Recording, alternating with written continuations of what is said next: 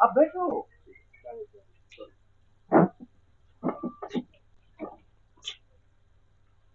सभी को, और मैं आज 4 मई 2025 को रविवार के दिन हम लोग एक बड़ी सोच के साथ कुछ जानकारियां देने जा रहे हैं, कुछ अनुष्ठान कर रहे हैं दिल्ली में। और हमारे बाईं तरफ कौशल जी बैठे हैं, कौशल गर्ग जी, और ये सभी साथी, इनका परिचय कौशल जी अभी कराएंगे। बहुत लंबे समय से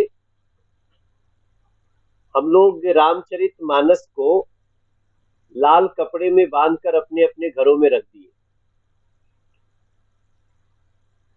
श्रद्धा के लिए बहुत अच्छी बात है, शुभ है, लाल कपड़ा, और उसमें बांध करके हमारे शास्त्रों को, वेदों को रखना ही चाहिए। लेकिन रामचरितमानस को सिर्फ लाल कपड़े में बांध करके ही अगर हम रखेंगे तो उसके भाव को हम समझ नहीं पाएंगे, और हमारे देश में ऐसा ही हुआ। इसलिए समय समय पर ये नंदी बाबा कौन है, नंदी बाबा का महत्व क्या है, ये जो राम की कथा किसने कही, किससे कही, किससे किसको ट्रांसफर हुई वो कथा, ये सब जानकारियों से खास तौर से युवा वर्ग उससे थोड़ा सा अनभिज्ञ रह गया, या यूं कहे कि वो थोड़ा थोड़ा दूर हो गया। हमारी शिक्षा पद्धति भी अंग्रेजों के शासन के बाद हम लाड में काले की पद्धति में आ गए। तो हमारा जो गुरुकुल का पढ़ाई था, जिन पढ़ाइयों से हम अपने बच्चों को विश्व गुरु बनने में सहायक होते थे, तो वो थोड़ा थोड़ा पीछे छूट गया। हमारे देश में बहुत सारे महामनीषी हैं, विद्वान हैं, कथावाचक हैं जो इस काम को कर रहे हैं, और बहुत सारे ऑर्गेनाइजर हैं जो इसको समय समय पर समाज में लाते हैं। लोग आते हैं, सुनते हैं, जाते हैं। आज जब मैं आप सबके सामने बैठा हूं तो मैं एक टीम के साथ जुड़ करके, हमारी जो लोकसभा का बुराड़ी क्षेत्र है उसी क्षेत्र में हम एक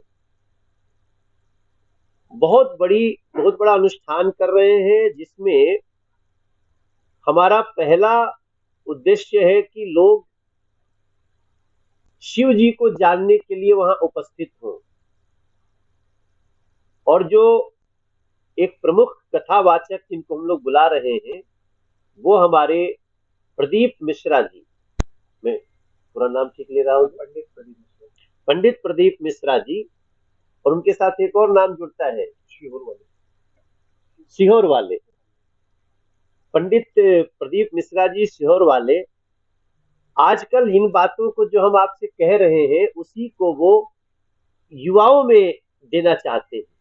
तो जब मैं आज ऐसी प्रेस कॉन्फ्रेंस शर्ट पहन के आया तो आप सबको आश्चर्य हुआ होगा कि अरे मनोज भैया तो ऐसे भी बहुत कुर्ता धोती में रहता है, आज शर्ट पैंट में क्यों है। हम क्यों ऐसा मान लिए कि शर्ट पैंट में लोग सनातनी नहीं है? हम क्यों ऐसा मान लिए कि जो शर्ट पैंट में है वो सांस्कारिक नहीं है? हम क्यों ऐसा मान लिए कि एक वेशभूषा में ही हम भगवान के मंदिर जा सकते हैं? तो हमारा आज के प्रेस कॉन्फ्रेंस में मूल भाव है कि हम युवाओं को इसके प्रति आकर्षित करें, जो हम पंडित प्रदीप मिश्रा जी को बुला करके जो कथा के माध्यम से कार्य करने वाले हैं, जो शुरू हो रहा है 21 मई से 27 मई तक चलेगा। इसलिए आज हम सबसे पहले उस लाल कपड़े में बंधे हुए रामचरितमानस को एक बार खोलना चाहते हैं, और हम चाहते हैं कि दिल्ली का हर युवा अगर उसके घर में ढूंढे वो कि रामचरितमानस रखा है क्या, अगर नहीं रखा है तो जो 21 मई से शुरू हो रही है उसमें आए, हम उसको रामचरितमानस देंगे। और अगर 1 करोड़ लोग आएंगे तो 1 करोड़ को देंगे। जितने लोग आएंगे हम रामचरितमानस उनको देंगे। प्रदीप मिश्रा जी के कथा भाव में रामचरितमानस को दिल्ली के हर घर में पहुंचाना अब हम लोगों का उद्देश्य है। और इसके लिए हम लोग आज एक नई शुरुआत कर रहे हैं, जिसके लिए आप सबको थ्रू हमारी दिल्ली की विद्वान मीडिया घर घर तक ये बात पहुंचे, इसके लिए हम सबसे पहले ये रामचरितमानस को उसको खोलते हैं। हाँ नहीं, ये भी तो इसी में हाथ लगा लो, उधर इसी में हाथ लगा लो। हाँ जी,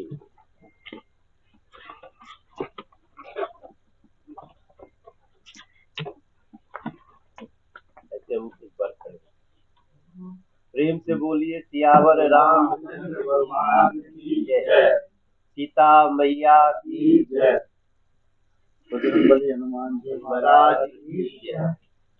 तो दोस्तों, ये रामचरितमानस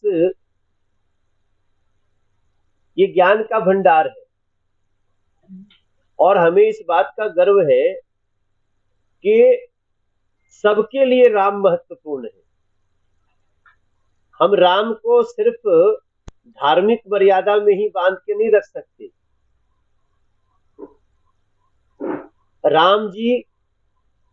राम एक पुत्र भी हैं, राम एक पति भी हैं, राम सखा भी हैं,